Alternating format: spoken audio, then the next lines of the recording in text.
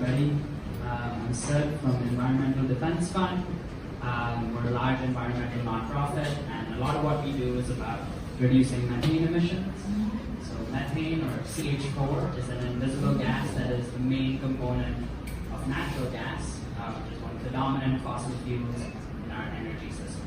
Very simply put, and like the main takeaway, if you don't listen to anything else I say, is that cutting methane emissions is the single fastest, most cost-effective opportunity we have to slow down warming today.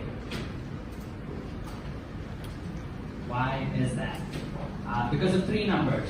The first is methane's contribution to total warming to date is almost 30%. Most of the rest is carbon dioxide, and that's why we have a lot of our focus there. But methane makes up a sizable chunk of that. And that's because of its short-term warming power. So even though we emit a relatively small amount of methane compared to the volume of carbon dioxide, its short-term warming power is more than 82 times that of carbon dioxide over a 20-year period. And coupled with its short atmospheric lifetime, it means when you emit a little bit of methane, you cause a lot of warming. But if you also reduce a little bit of methane, you also reduce a lot of warming. So what is the problem?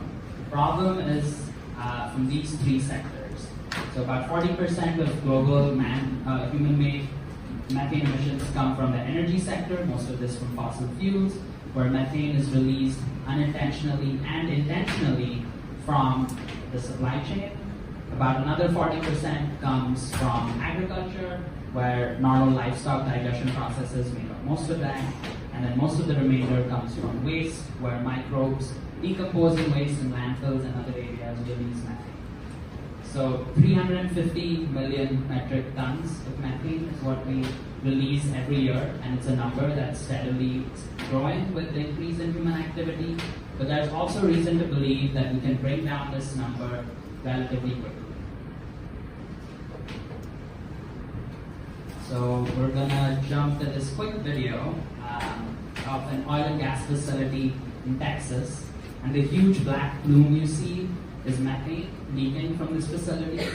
And if you remember, it's an invisible gas. So the only reason we're seeing this is because there's an infrared camera mounted on a helicopter flying around this piece of equipment at this point in time.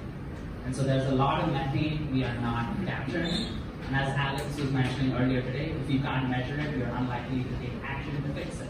And that's kind of a big part of the problem with methane emissions. Maybe I'll do it one more time. Well, we can forget that for a second. But what the video also shows is that a lot of the leakage is relatively easy to fix. In fact, for the oil and gas sector, 75% of the oil and gas industry's methane emissions can be abated with technology we have available today. And half of those pay for themselves because you can capture and resell the gas and use it productively in our homes and energy systems. And there is basically no climate solution out there with those kinds of numbers.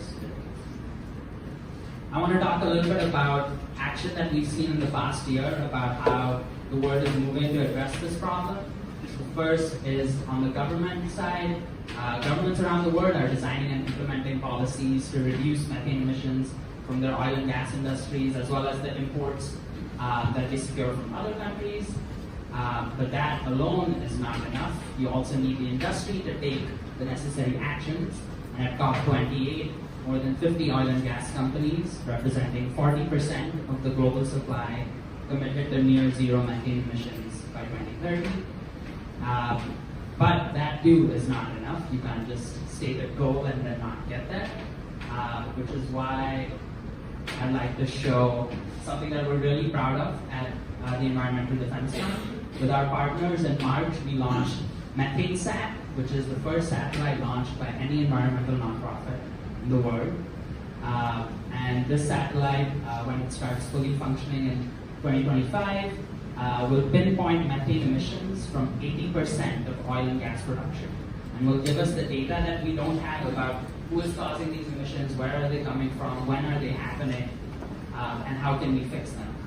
The data is going to be free and publicly accessible so that you, me, companies, and governments can use that data define, fix, and prevent any further leaks.